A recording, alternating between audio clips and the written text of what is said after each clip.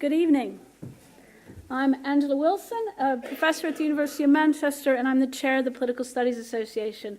I'm very happy to welcome you to our inaugural Political Studies Association and British Library lecture series. We will be holding 4 of these this year. There'll be another one in May, and then later on in the summer and in the autumn. So please do look out for those. The Political Studies Association is the leading learned society for those both in HE and those teaching at schools about politics, researching about politics, but also for A-level students, that we get them involved in how to go about studying politics. We make sure that the researchers that are in the universities and that are doing the cutting-edge research are out working with our A-level students in schools and teaching them about the joys of studying politics at university. We have a number of events for the public and also for A-level students, for undergraduate students, for the range of our members. We provide expertise for journalists and for the media. So at various times in your life when you're glancing at the telly, you will have seen a PSA member, hopefully, speaking sense in our world of political chaos. We hope. If you are interested in joining the PSA, we have some flyers outside that can tell you about our website and how to log on to the website. You can join, or you can look at the various benefits that we have out there just for the public. And one of those is our magazine, Political Insight, which will now, in 2018, be coming out quarterly. And again, it takes that cutting-edge research and puts it into bites, understandable, non-academic language, which helps me quite a lot when I'm outside my own field, subfield, and makes it a little bit interesting to tell us what's going on in contemporary politics. Tonight, I'm going to introduce Harmony Torres, who will be then introducing our keynote speaker. Harmony, not Hermione. That's elsewhere. Right. So Harmony Torres is a senior lecturer in international conflict analysis. She is also the winner of the PSA Teaching Prize for her course on human narratives of war. She's just gotten back from Somalia. She works on negotiations with non-state armed groups, just back from Somalia, advising the Somali government on potential for negotiations with al-Shabaab.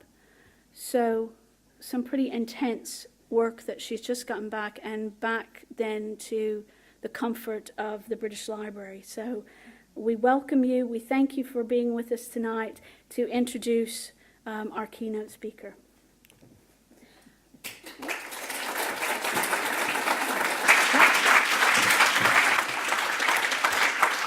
Good evening. Thank you very much for the honor of being here tonight amongst you and for introducing Mark Laity. So Mark Laity is Director of Communications at SHAPE, which is the Supreme Headquarters Allied Powers Europe. It's a mouthful. It is a key part of NATO and has been a leading figure in developing Stratcom, so strategic communications within NATO, also with the Center of Excellence of NATO in Latvia. He has done 3 tours of Afghanistan. He was awarded the NATO Meritorious Service Medal and served in Macedonia for NATO, also as advisor to the Macedonian president. Before joining NATO, he worked for 22 years as a journalist, including 11 years as BBC's defense correspondent from 1989, where he reported on many, many conflicts throughout the 90s, and particularly on the breakup of Yugoslavia and Gulf War I. He is author of several books and articles. Most recently, he authored an article on NATO and the power of narrative. He's also written a history of the conflict in Macedonia, which was published by RUSI in 2006.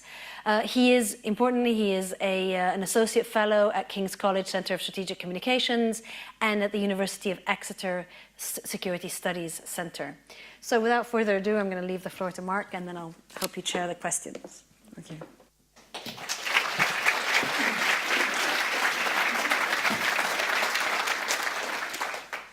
Thank you very much. It's a pleasure to be here and an honour to actually be the inaugural speaker. I'll try and live up to the billing. I'm going to talk about history, myths and narratives, how they drive our decisions. So I'd like to start with a video, please. Play the video. 2.25 centuries ago, a bunch of amazing guys lived here. They had the work of freedom on their minds. Brave, wise, gallant men. They knew their signatures on that Declaration of Independence told everybody that they were willing to die for it. By daring to put on parchment what our founding fathers felt deep in their hearts, the long, silent soul of liberty rose up from a commoner's dream to become every man's birthright.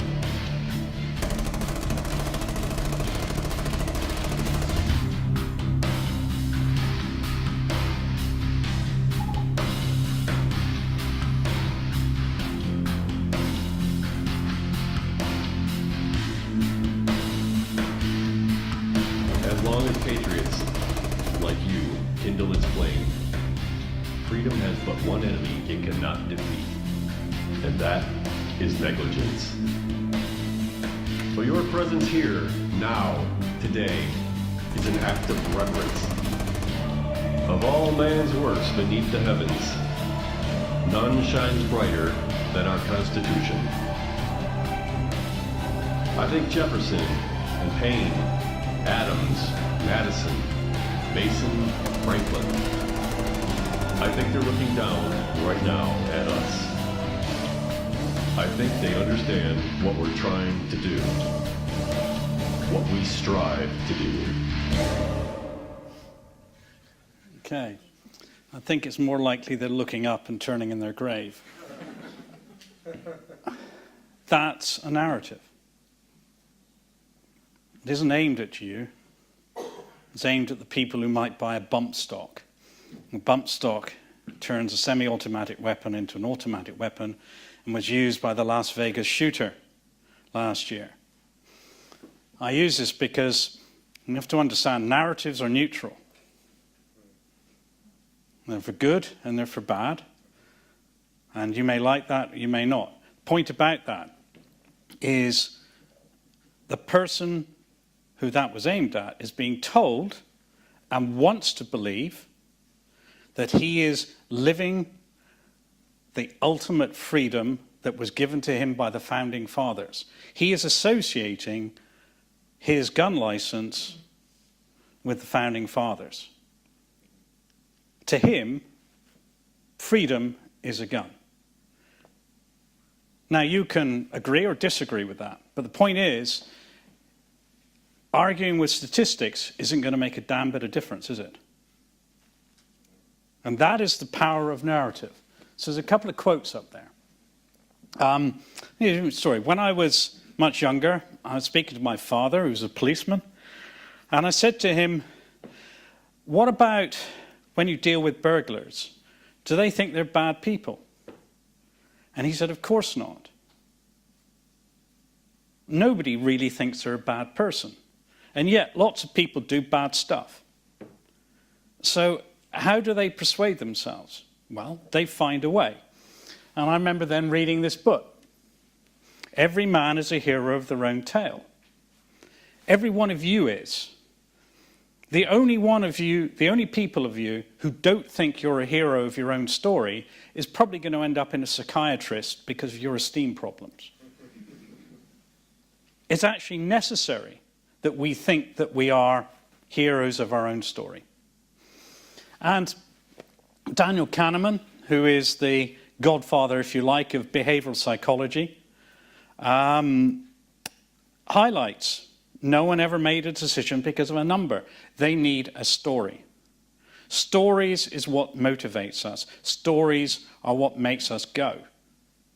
And if we don't have those stories, then we'll find somebody else's story. So when you do that, stories, of course, are a little bit misleading. So Demosthenes, and I'm always really happy when I pronounce that right, has that quote. And don't kid yourself that this applies to everyone else in the room but you. Because if you are, then that's called self-deceit. We are all doing that. So it means we're all vulnerable. It also means that we all are looking for stories that build us up. And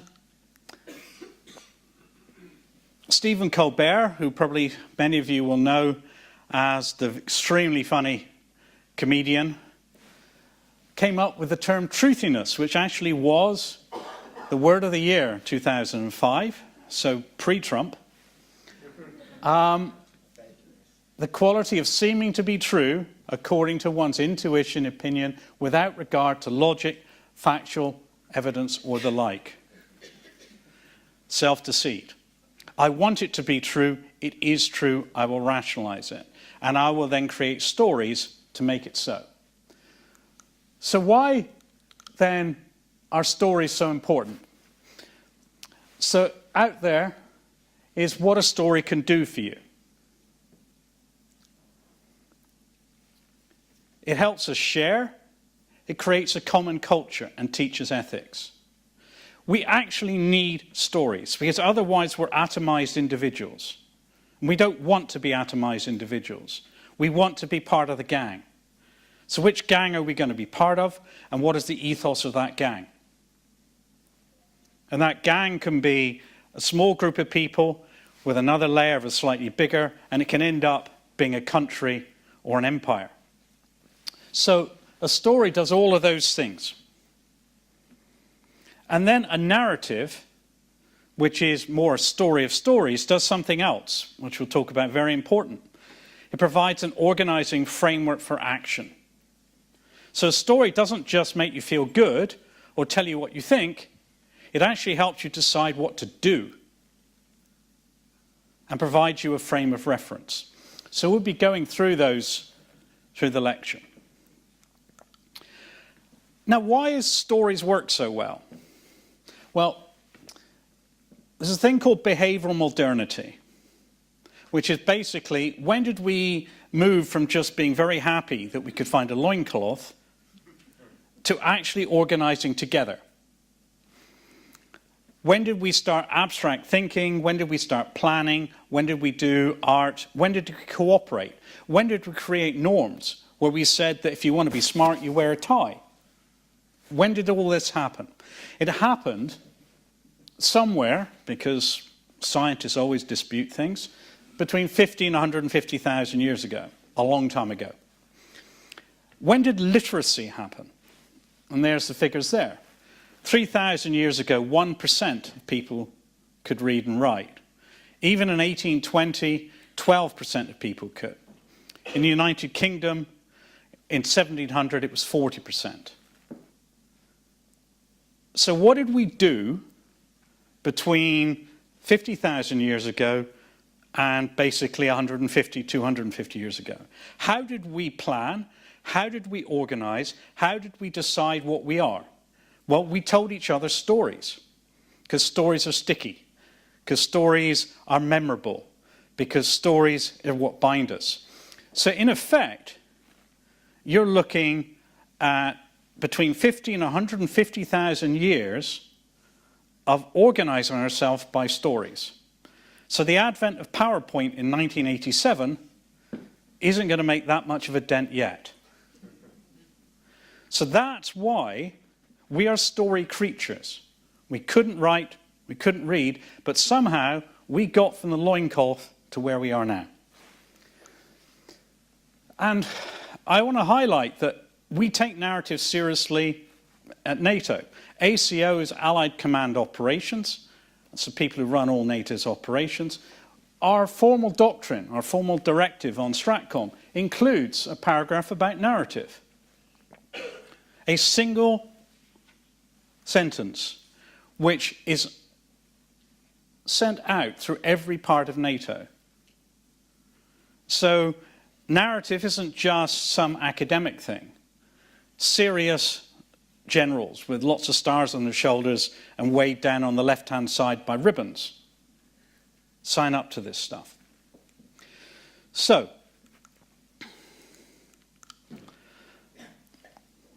that's a Buddhist monk burning himself to death. And that picture led to the toppling of a Vietnamese president. Now, I want to try a little thing. It's always difficult with an audience. I want you to tell me 3 pictures about Vietnam.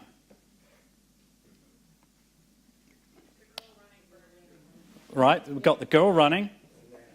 The soldiers after the Tet offensives in the Okay. Cullen photograph.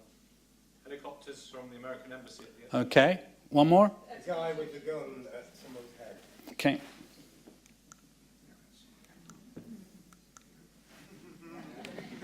How did I know? Okay. So, that's the Vietnam narrative. Because each one of those pictures tells a story. And what it does is it tells a story of defeat, of loss of credibility, and that's what we think of Vietnam, forever and ever. And that was happening until you had the ultimate helicopter on the roof. Those were the narrative which undermined support at home for an American presence in Vietnam. I'm not saying that's what got them out, but the narrative in Vietnam was lost many years before the Americans left. So let's look something more modern. David Petraeus was an ISAF commander. That's the International Security Assistance Force, the NATO-led force in Afghanistan. And he was a commander who came in at one of the most difficult times. And he was a natural story person. He came in and he said, "Tell me how this ends." But also, how did it start? That's how it started for us. We wouldn't be in Afghanistan if 9/11 hadn't happened. Okay? That's a fact. But the people we're dealing with were Afghans, and that's not where it started for them. That's one of the places where it started for them. Now, the historically minded people in there might know what that is. It's called the Remnants of an Army. And it is Surgeon Brydon going in Jalalabad. And he was at the time thought to be the sole survivor of a British expeditionary force that had been in Kabul. And we had put a king on the throne. It had all gone a bit wrong. We had tried to leave, and we basically got massacred on the way out. And at the time, he was thought to be the only survivor. And that's a painting by a British painter, Elizabeth Butler, who was pretty good at doing British defeats and getting lots and lots of money, because we know what the Brits are like with defeats. Why do I highlight that? Because if you're an Afghan, that tells you what they think of foreigners. First of all, they don't much like them. And secondly, they're going to kick their ass. Now, there's a bit of a myth in there. They say they won the first Afghan war. But although they did that retreat and they massacred us on the way out, in revenge, we went in and we burnt down the main market in Kabul along with several other towns. So that would be like the Afghans coming in and burning down Regent Street, Oxford Street, and then us saying, "Hey, we won." But good enough. That's history. When I was in Afghanistan, I went to galleries where there were entire rooms with variants on that. So when you're dealing with people you have to think, what are they thinking? And they're basically thinking, "I don't want you here." So, and when the Russians were there, they left an army behind, well-trained, well-equipped, and they had pictures like that saying, "Hey, we're leaving in good order." And of course that ended well, didn't it? And we did the same thing, and we had a crisis. And there's your Vietnam picture. The narrative of Vietnam will always be trotted out every time it looks like things aren't going well. So at our lowest point, The Independent, it wasn't the only one, had that comparison. Now, let's go back to 1842. The chap on the throne is called Shah Shuja. It is a throne. It must be the world's most uncomfortable throne. But there you go. Each to their own. And he was the person that the Brits put on the throne. And this is what the then president of Afghanistan said when he started losing faith in us and started having a lot of arguments with ISAF and the international community.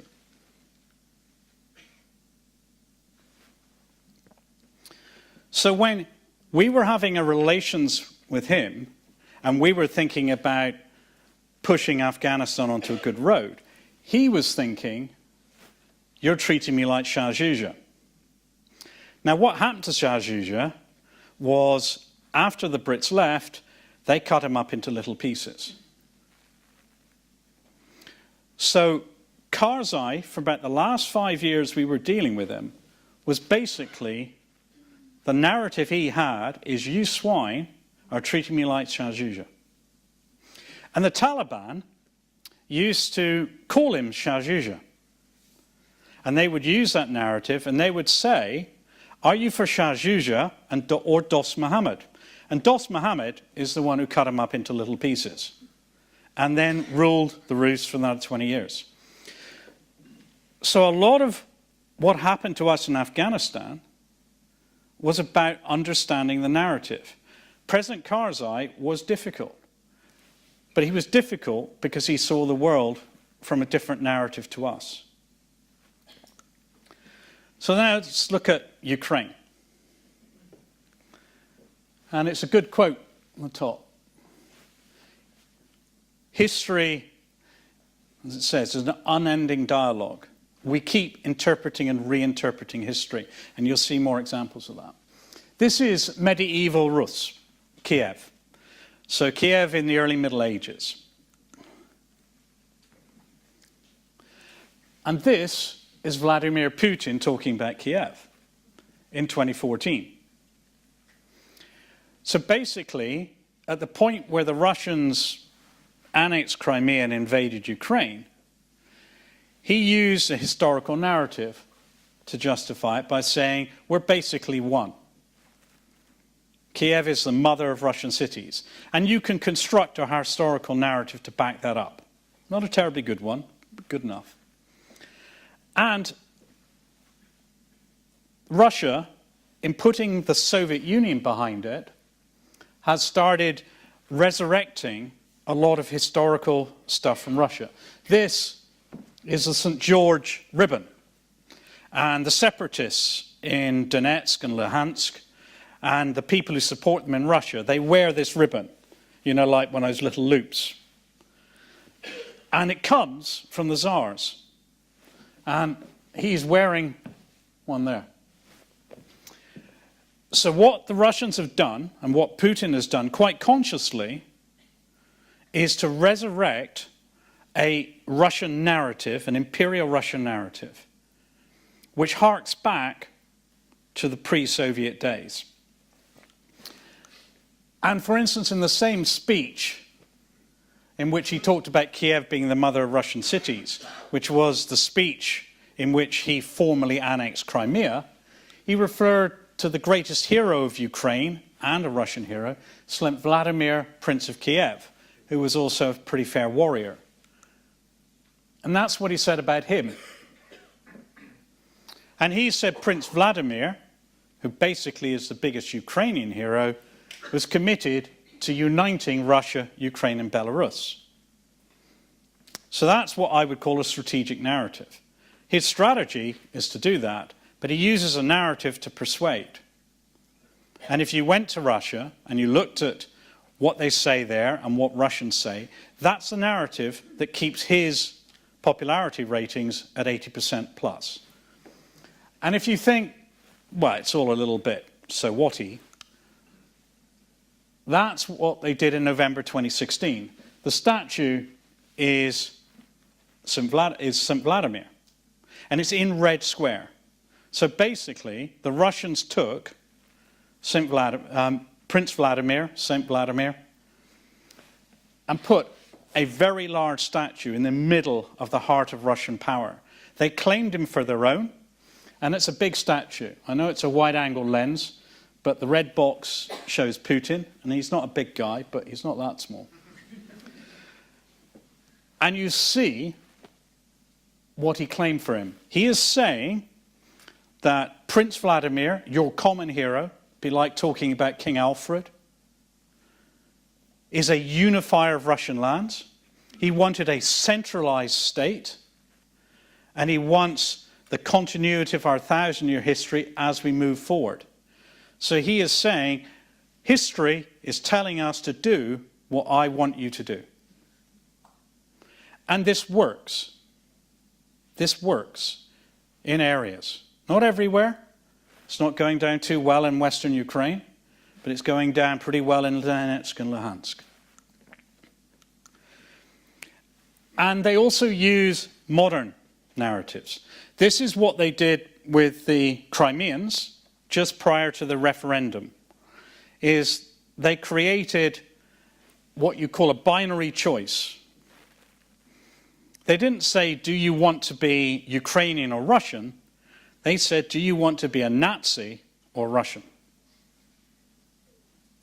So this is a standard marketing trick. Somebody will one day try to sell you a car the same way. Binary choices. Why do binary choices work? It's because we're lazy. We don't want to think too long. We've got other things to do. You know, we want to watch Strictly and so on. So let's just go for a binary choice. It makes life simple. So this worked because the historical narrative of Crimea is one where they were a hero defender during the Great Patriotic War. And even the Great Patriotic War is a part of a historical myth, because we all fought the Second World War, which went basically from the 3rd of September to May 1945. The Russians fought the Great Patriotic War, which went from June 1941. And why? Well, because the previous 2 years, they were allied to Russia. They were allied to Germany. And we really don't want to talk about that, do we? So the entire Russian narrative, the Great Patriotic War, is founded on wiping out 2 years of alliance with Nazism. And now they tap into the modern zeitgeist. I've observed, because of my side of the fence, the loss of faith in governance as a result of the Iraq conflict, added to them by the economic collapse in 2007 and 8. So we have a contemporary zeitgeist of trust no one. And the Russians play into that, because their narrative to the Russians is the one I've described. Their narrative to us is basically, your governments can't be trusted. And funny enough, that's quite resonant, because we don't trust our governments. So, in Ukraine, what they created was, what they said publicly is something like that, which I took direct from some of their statements. Fascist junta, it's a classic example of framing. They didn't call it the Kiev government, because that's neutral. You call it the fascist junta.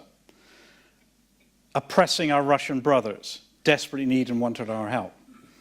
And they back that up with a narrative aligned to their strategy, a historical narrative as I've described, tricks and techniques, binary choices, framing, priming, all the stuff that gets us to buy our goods. And then they operationalized it. What I mean by that is they used that narrative, they used that information to create some kind of information smokescreen, so that we weren't sure what they were doing, and by the time we worked it out, it was too late. Now, if you put that in strategic terms, the kind of things that my organization would write for a plan, it would read like what it is in the Rev. Very operational, very planning orientated. You look at the top, and it's very emotive. But in fact, they're saying the same thing.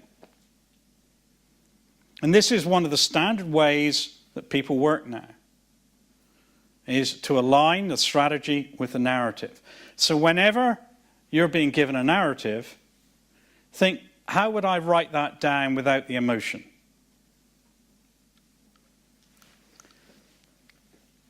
And just to give you an idea of the zeitgeist for your amusement, there's some old ones amongst you. You'll remember the original Bond. Okay? So who was the enemy there? That's pretty obvious. It's Russia. All right? Other times it could be Blofeld, it could be the Chinese, whatever. But let's look at the Bourne Trilogy. If you like, the heir to the Bond films. Who's the villain in the Bourne Trilogy? Government. The government, the CIA. Ourselves. And if you think about most modern films that we see, who are the heroes and who are the villains? The world has become grayer, and the villain is very often the CIA or something like that. You're not going to see many films where the CIA is now the hero. And this makes a difference, because, I mean, it may come as a shock to you, but more people have been to the Bourne Trilogy than have listened to me. Okay? So I'm going to have to concede the Bourne Trilogy is probably more influential. And even the Bond film. The villain in the latest Bond film was the chairman of the Joint Intelligence Committee of the United Kingdom. Right? In other words, our chief spook.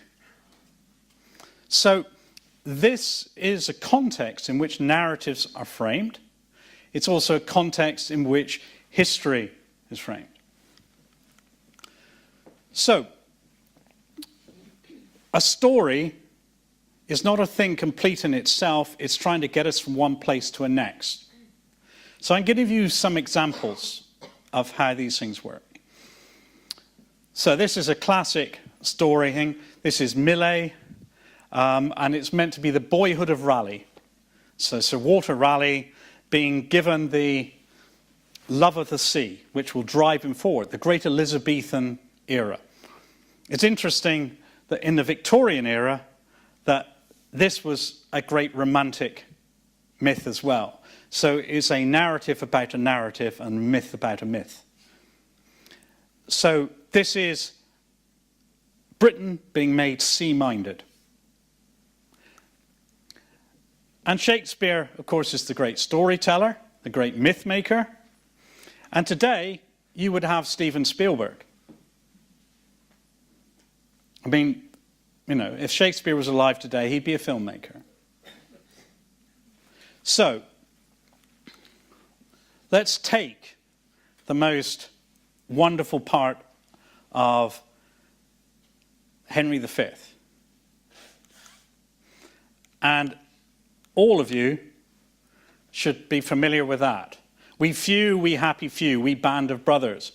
For he today that sheds his blood with me shall be my brother. That film was released just after D-Day. It was made to boost British morale. And that was the most resonant part of it. But the band of brothers had been around for a long time after Henry V wrote it. So Nelson had a band of brothers.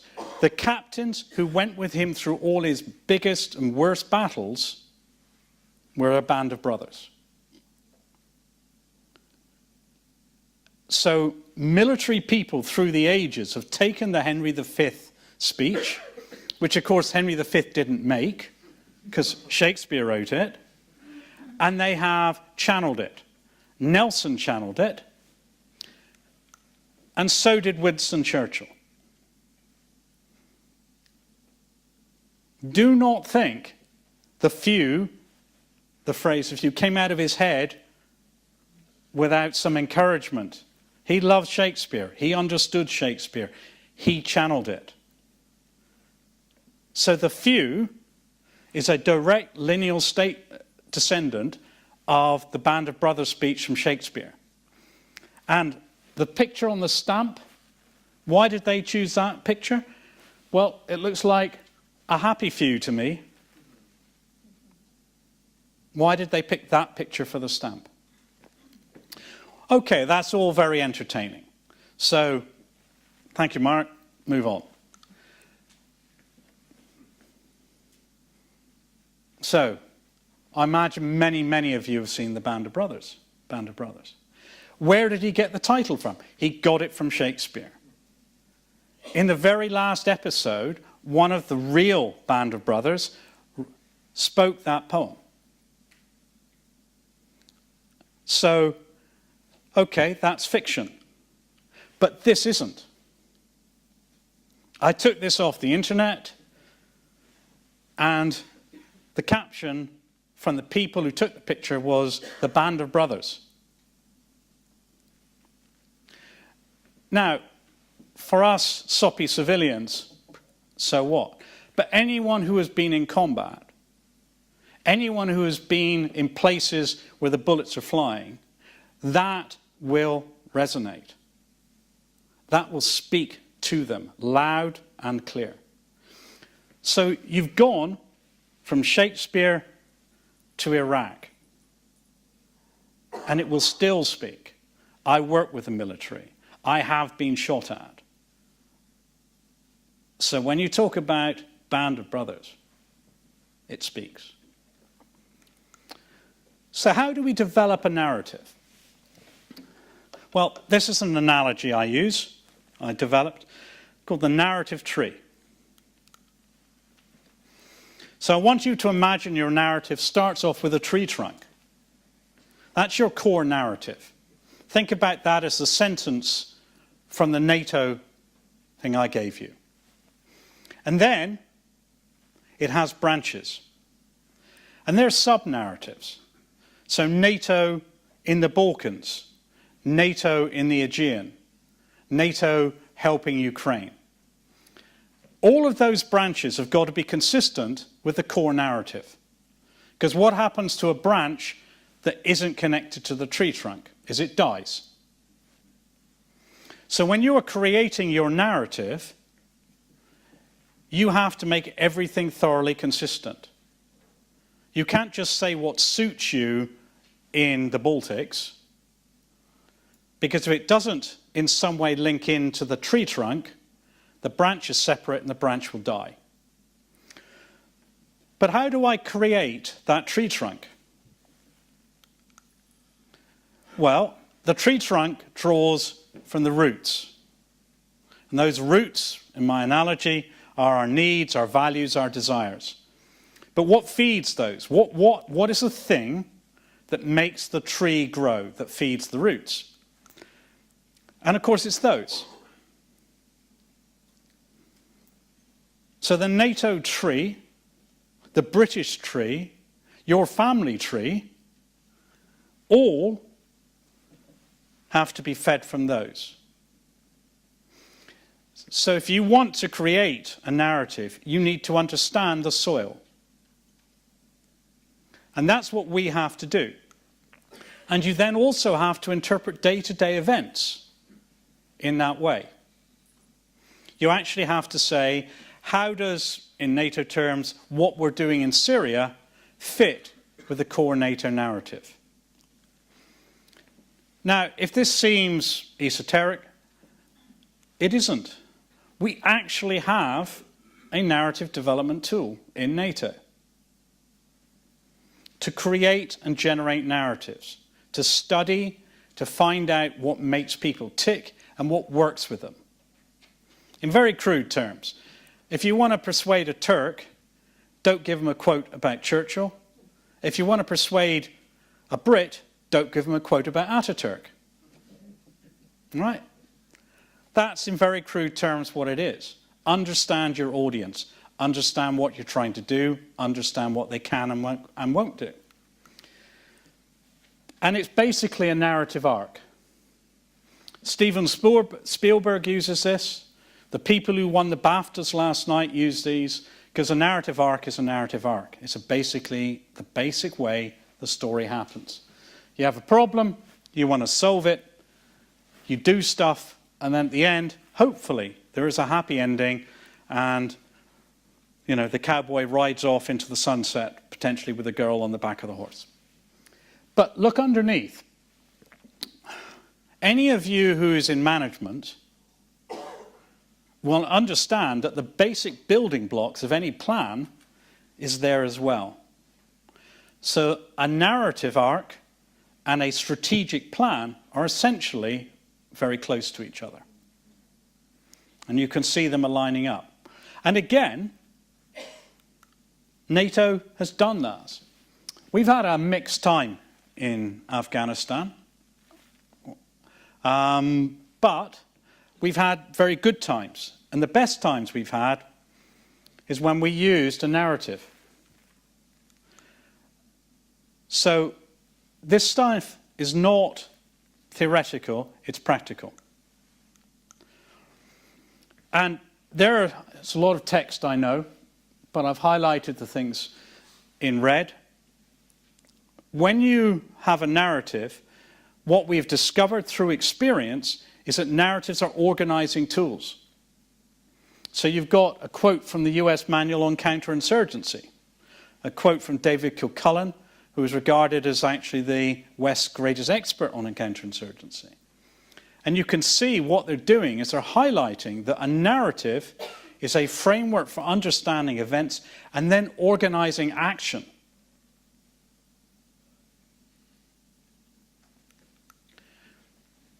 But if you want a narrative to work, you need to understand people. Now, Aristotle got into the behavioral psychology game long before people like Kahneman or Nudge or Tipping Point. The three elements of communication: argument, passion, credibility. The least important is logos, argument. The ones that really matter are passion and credibility. The willingness to hear somebody and believe that they have something to say you want to hear. That's why you paid money to hear me, and you may be regretting it, but too late now. But the argument part of it is relatively the least important.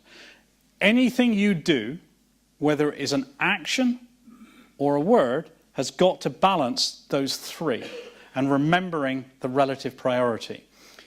Remember I showed you the thing at the beginning, the video? It is absolutely pointless for Barack Obama to speak to anybody about the NRA. He has no ethos with them.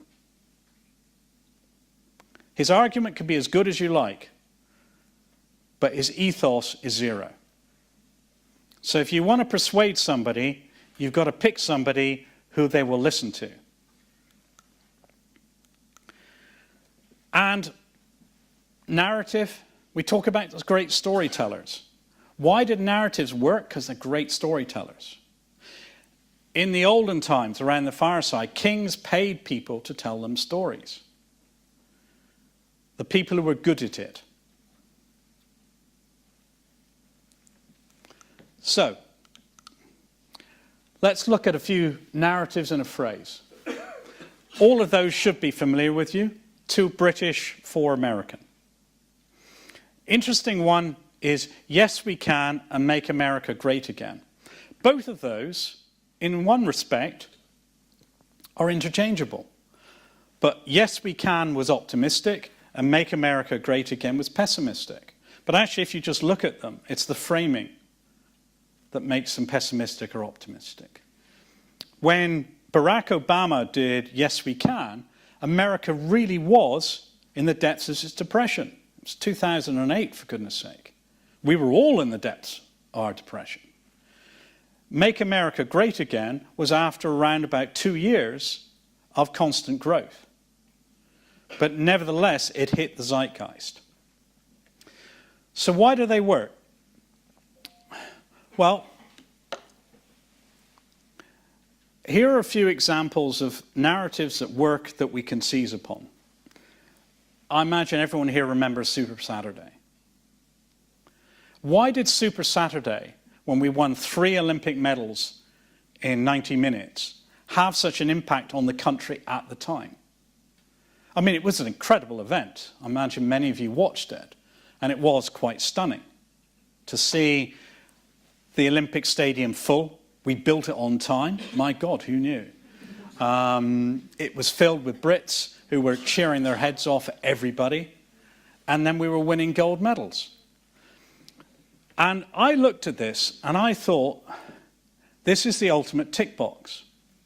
So you have Mo Farah. Don't dream of winning, train for it. Great phrase. Black, immigrant, Muslim, family man. Jessica Ennis. Mixed race, northern, female. And then you have Greg Rutherford, and he's ginger.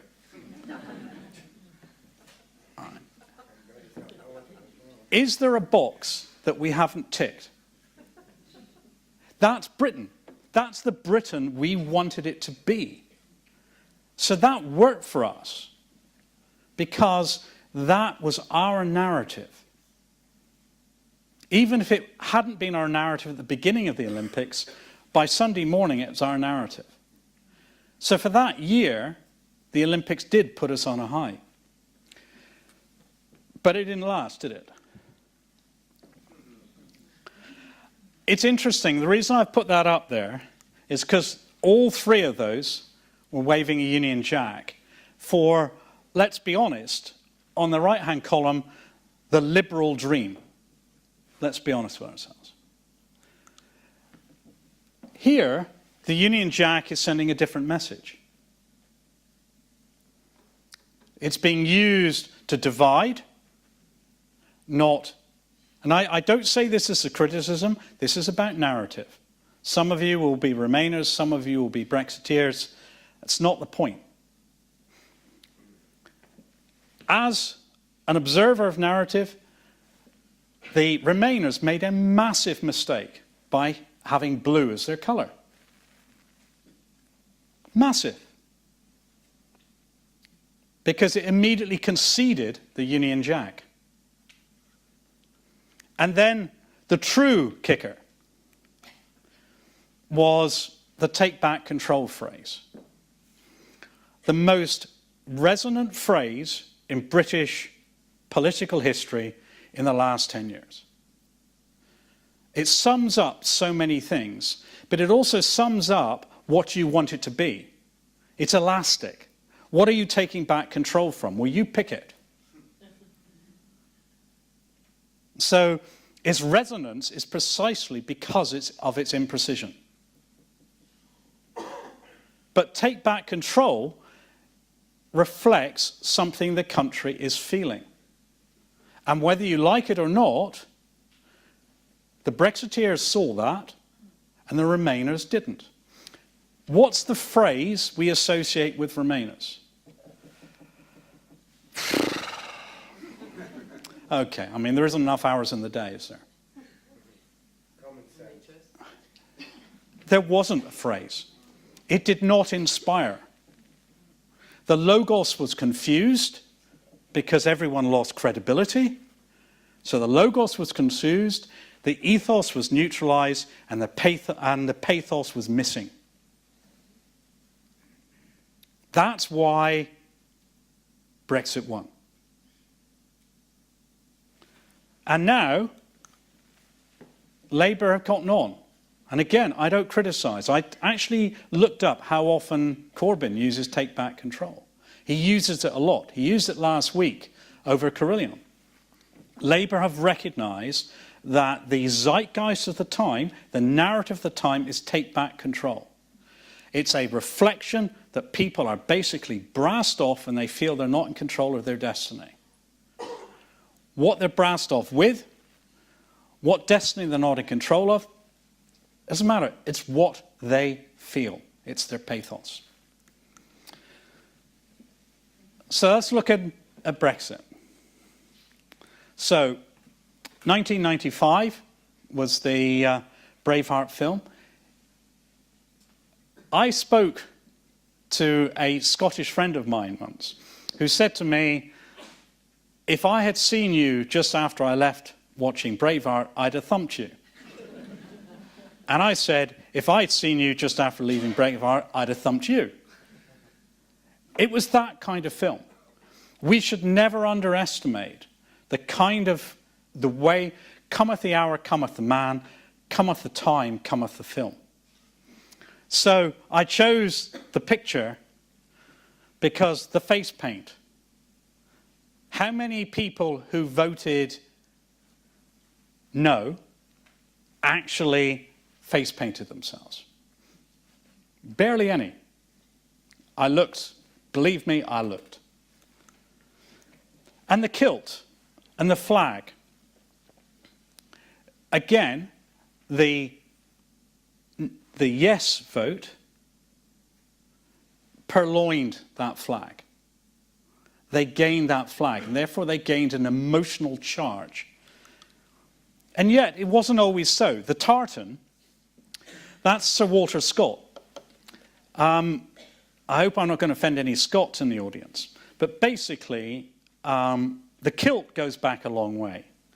Tartans were regional. They were not clan-based. The person who made them clan-based was Sir Walter Scott. And the reason he did that was that he organised a royal trip to Scotland of King George IV to try and make him more popular in 1822. And he generated a Scottish pageant. And the end result of that was a huge enthusiasm across the whole country for Scottish things. And there is a picture of King George IV in the kilt, which was specially designed for him with immense historical roots. The point is, the kilt, the pageantry, the Scottishness was designed to unite the Highland and the Lowland and to bring Scotland back in to England. Walter Scott, he's got a train station named after him in Edinburgh, or after his book, Waverley. He was a unionist. At that time, the whole Scottish kilt industry wasn't about separation, it was about unity. And yet somehow the narrative has now changed. So now a kilt is an assertion of separateness, not the reverse. And I will be honest, I was a person who did not want Scotland to leave. We had a near-death experience. Because, again, all the pathos and all the ethos in Brexit was coming from those who wanted independence. And you'll remember the way the polling was going, until Gordon Brown, who knew, actually showed his emotions. And he injected emotion. And he injected credibility, because he was a Scot. And the quotes that were everywhere, and that actually had a fundamental effect on that. And that near-death experience was not learnt, because then when it came to the referendum, we went back into Logos mode. And this kind of passion is being applied everywhere. So Frank Capra will not thank me for being alongside a poster for Trump and Pence. But they're both tapping in to a long-time American theme of the outsider. Washington has long been thought of as a moral mess, a den of thieves, a swamp. So when Trump did the drain the swamp, forget what you think about Trump, forget what you think about anything. He was tapping into something Americans feel. They don't trust Washington. Now, what was Clinton? She was the quintessential insider. And that was a large part of our problem. And you can see that even liberals, even Democrats, go back a long way. Nixon, Obama, Lincoln, they all played on the outsider theme. And Mr. Smith Goes to Washington was the classic film that said, you know, the outsider is honest, the insider is unethical. So, this feeds into another long-time American thing. This is from The X-Files, and it's trust no one. It's no surprise that all of these films, Person of Interest, things like this, they all come from the US, because there's a long-time sense of the outsiders don't trust what the insiders are doing. So The X-Files may have been fun to us, but it tapped into something, which is the distrust, conspiracies, things are going on that we don't know. And that leads to somebody saying we need an outsider to help us. So this is an anti-Trump person, but he came up with something very interesting. Notice the date. Clay Shirky is an intellect technology guru. And he analysed, in July 2016, the course of the election. When everyone else was really kind of in denial, every single one of those points in July 2016 was unusual. But he called it absolutely right. But the thing he called most right was recognizing that we were in an election in which culture mattered more than facts. And they always do. So we're back to our riflemen. Top left is the Minuteman. The Minuteman, if you don't know it, is when America had a militia rather than a standing army, they were a militia that could be called out at a minute's notice, a Minuteman. So, America's obsession with guns and love of them, and you can see, the border fence volunteer, that's actually 10 years old. So the border hasn't just happened. But the interesting one is one in the middle. The Minuteman with an AR-15 without a bump stock. And Don't Tread on Me is the Gadsden flag, and it was used against the British when they set up the US Marines. And you can see the NRA have taken that historical symbol and they have purloined it. So there is the narrative wrapped up. There's other elements to that narrative, but there it is wrapped up. So we need to make our narratives when things happen. So this is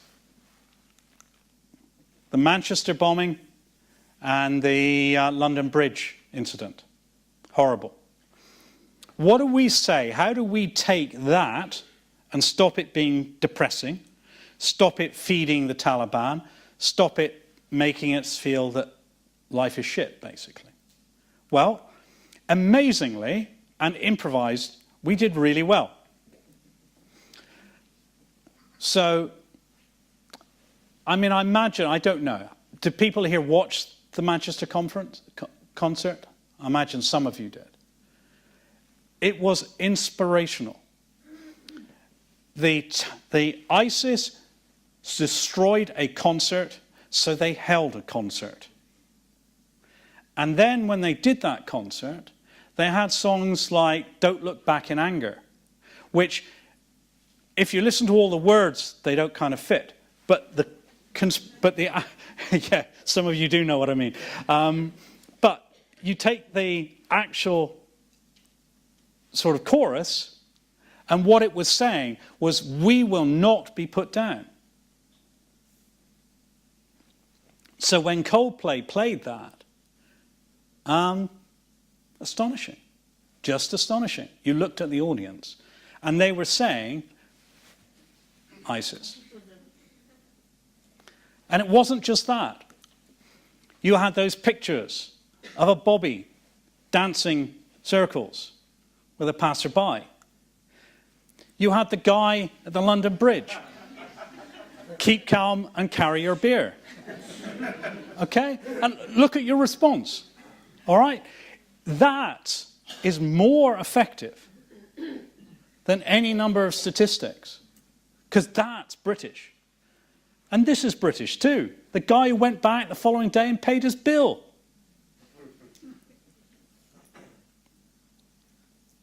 So that's our narrative. We need to recognize these things. We need to use them. So I want to then end. All right, I want to end with another video. This one is Ukraine. So could you play the video, please?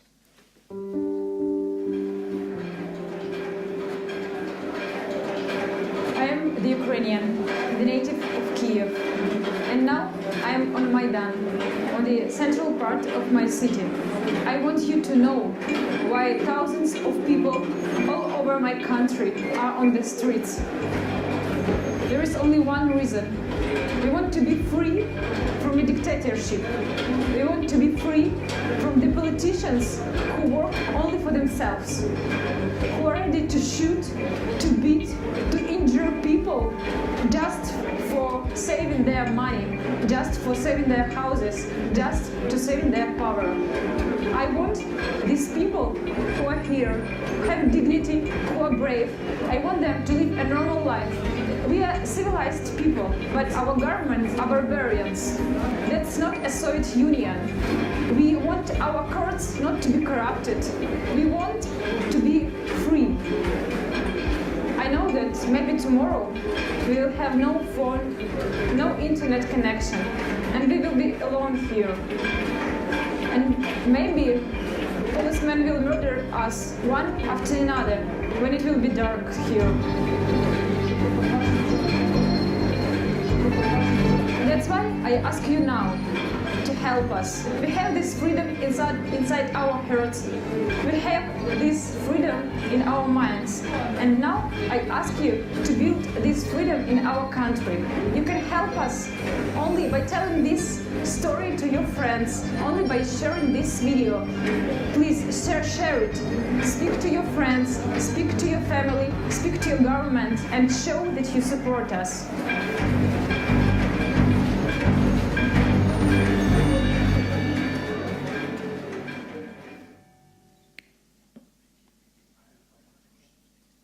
Okay, so, good.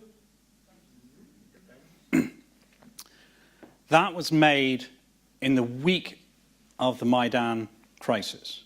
It was made in a day. It got 8 million views that week. It changed the policy of countries. And I've spoken to people who can say it changed the policy of countries. It changed the public discourse. It got people talking in the way they wanted. That's brilliant narrative. She did all of the tricks. She had binary choices, you know. She used rising tricolons, the story of threes. All right? Go and look up the rule of threes. That's poetry. And she did it in a day. It was emotive. The music was amazing.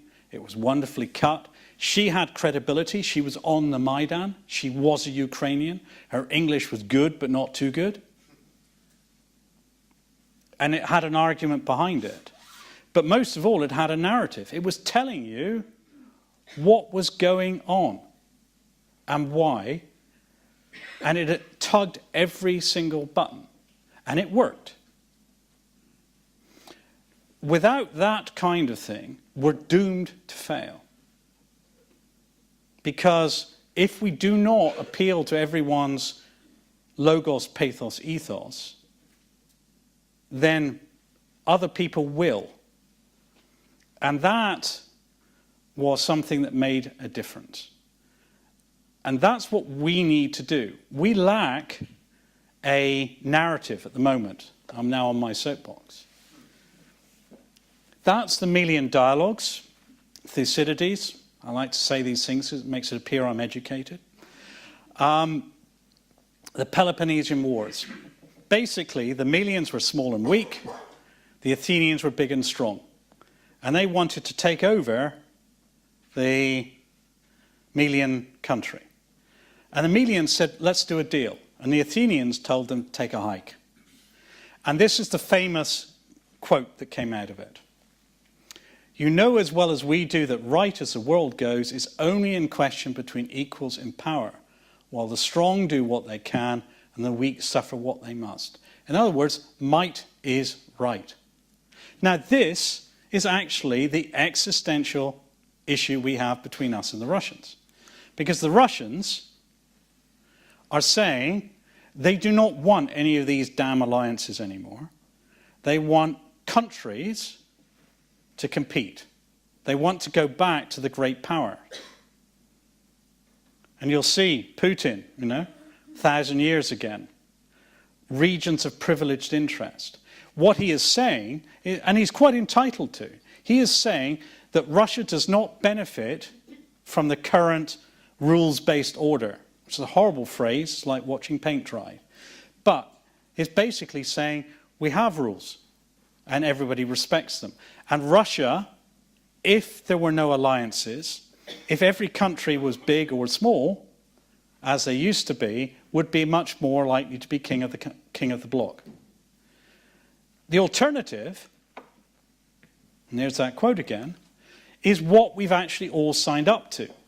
And this is the NATO-Russia Founding Act, where we have no dividing lines or spheres of influence, where individual countries have the right to choose their own borders, how they ensure their own security, and the right of self-determination, which can be summed up by what the Norwegian Prime Minister said.